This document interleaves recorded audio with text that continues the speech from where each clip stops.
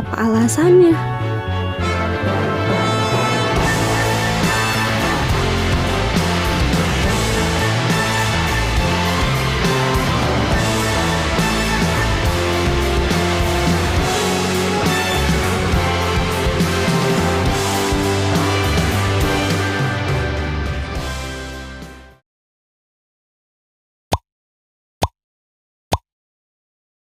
Urban heat island adalah suatu keadaan suhu di wilayah suatu kota atau sejenisnya yang lebih tinggi daripada sekitarnya akibat aktivitas manusia seperti penggunaan energi, dominasi penggunaan permukaan seperti beton dan aspal, dan pembangunan gedung yang menghalangi sirkulasi udara.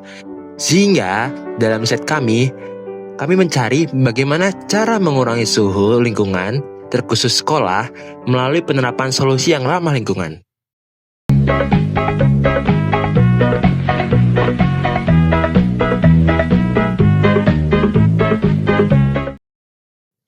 Hasil riset yang kami temukan yang pertama adalah atap dan dinding berwarna hijau bisa menurunkan suhu pada suatu gedung dan sekitarnya menurut Siswanto et al. 2023. Dan menurut Morso tahun 2021, dinding hijau dapat berkontribusi pada pengurangan suhu permukaan dan udara. Lalu, pada 2024, Ching Cheng Fan menemukan sebuah gerakan di mana orang-orang berusaha untuk membuat permukaan jalan lebih permeable dan menggali permukaan jalan yang beton. Kegiatan ini dinamai The Paving. Nah, kita bisa mengganti permukaan dengan menggunakan permukaan paving yang bisa menyerap air ke dalam tanah, sehingga nantinya suhu di sekitar akan turun. Lalu juga ada penemuan yang bernama di Medellin, Kolombia, di mana ini adalah sebuah program koridor hijau yang menciptakan jaringan utama yang saling terhubung, yang dibakari oleh pepohonan dan taman vertikal.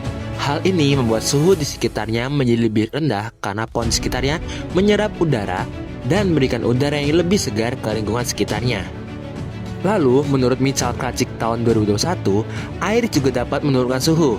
Menurut riset dari Michal Krajcik, air mampu menyerap banyak energi panas tanpa menaikkan suhu sehingga suhu ruangan menjadi lebih stabil. Dan dari semua hasil riset yang kami temukan, akhirnya kami sepakat untuk membuat sebuah alat yang kami beri nama water panel, di mana water panel berfungsi untuk menyerap suhu yang ada di suatu ruangan menggunakan air. Nantinya, air akan menyerap energi panas sehingga suhu yang ada tidak akan naik dan menjadi lebih stabil. Untuk membuat sebuah water panel, kita memerlukan beberapa alat dan bahan. Yang pertama, wadah air transparan memakai botol bekas. Lalu, ada pompa mini air, selang kecil, pipa atau selang yang berlubang untuk meneteskan air di bagian atas, lalu kontainer untuk menampung air di bagian bawah, lem plastik atau lem pipa untuk mencegah kebocoran, lalu kain tipis untuk menyerap air dan menyalurkan air. Lalu, kita juga butuh solder untuk melubangi pipa dan botol. Lalu kita perlu pipa penyangga untuk menempelkan botol sebagai tangki di atas. Kita juga butuh selotip dan termometer untuk menguji suhu dan kelembapan. Untuk langkah pertama, kita harus membuat tangki atas dengan memakai botol bekas. Lalu kita tempel dengan pipa penyangga. Langkah kedua, kita harus menyiapkan bidang didih air yang kita gunakan dengan kain bekas sebagai media panel yang bisa menyerap air. Lalu kita harus menyiapkan wadah dengan menggunakan kontainer yang telah disiapkan. Lalu letakkan pompa air yang nantinya akan mengantarkan air ke wadah di botol atas. Lalu yang terakhir, kita tinggal merakit secara sederhana, di mana mekanisme urutannya yang pertama kita isi air ke tangki atas, lalu air menetes ke dinding dan air akan terkumpul di wadah di bawah, sehingga air akan dibawa kembali oleh pompa air kembali ke atas.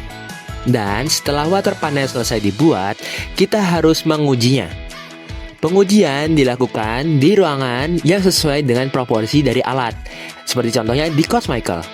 Dan waktu yang harus kita tunggu untuk menguji adalah selama 1 jam.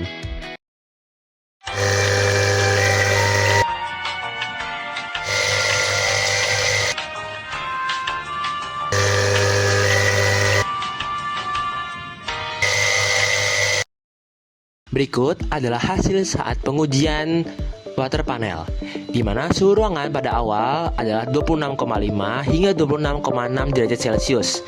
Dan setelah water panel dinyalakan selama kurang lebih 1 jam, suhu perlahan menurun hingga 25,9 derajat Celcius dan pada akhir pengamatan turun hingga 25,8 derajat Celcius. Ini menunjukkan bahwa ada penurunan suhu total sekitar 0,7 hingga 0,8 derajat Celcius. Suhu luar terlihat stabil di 33,8 derajat Celcius, sehingga penurunan suhu di dalam ruangan tidak dipengaruhi oleh kondisi luar, melainkan oleh keberadaan water panel itu sendiri. Dari hasil uji coba, ditemukan bahwa kerangka water panel yang digunakan masih terlalu kecil untuk memberikan perubahan yang signifikan pada ruangan berukuran besar. Pada skala ruangan luas, penurunan suhu membutuhkan waktu jauh lebih lama sehingga efeknya kurang terlihat. Oleh karena itu, untuk penggunaan di ruang yang lebih besar, ukuran panel perlu diperbesar, terutama pada bagian kain penyerap. Kain dengan ukuran lebih luas dan daya serap lebih tinggi akan meningkatkan kelembapan di sekitar panel dan memperkuat efek pendinginnya. Dengan memperbesar dimensi alat dan memilih bahan yang lebih optimal, water panel diharapkan dapat memberikan penurunan suhu yang lebih cepat dan lebih terasa. Ketika melakukan proyek STEM, banyak hal yang kami alami. Kami jadi lebih belajar tentang masalah iklim yang ada di sekitar kita, dan bagaimana mencari solusi yang bisa memperbaiki masalah tersebut. Tidak hanya berfokus pada hasil penemuan, tapi juga proses bersama teman kelompok.